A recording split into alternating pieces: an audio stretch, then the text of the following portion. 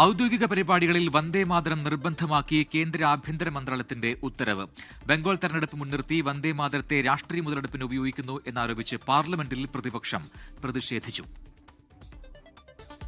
ദേശീയ പതാക ഉയർത്തൽ, രാഷ്ട്രപതിയുടെ സന്ദർശനം, രാഷ്ട്രപതിയുടെ അഭിസംബോധന തുടങ്ങിയ ചടങ്ങുകളിലാണ് വന്ദേമാതരം നിർബന്ധമാക്കിയത്. ഗവർണറുടെ പരിപാടികളിലും വന്ദേമാതരം നിർബന്ധമാക്കിയിട്ടുണ്ട്. വന്ദേമാതരത്തിന്റെ 6 ചരണങ്ങളുള്ള 3 മിനിറ്റ് 10 സെക്കൻഡ് ദൈർഘ്യമുള്ള പതിപ്പാണ് നിർബന്ധമാക്കിയത്. ദേശീയ ഗീതം ആലപിക്കാവുന്ന ചടങ്ങുകളുടെ പട്ടികയിൽ സ്കൂൾ അസംബ്ലിയും ഉൾപ്പെടുത്തിയിട്ടുണ്ട്. ദേശീയ ഗീതത്തിന്റെ 150ാം വാർഷികത്തോടനുബന്ധിച്ചാണ് കേന്ദ്ര ആഭ്യന്തര മന്ത്രാലയത്തിന്റെ ഉത്തരവ്.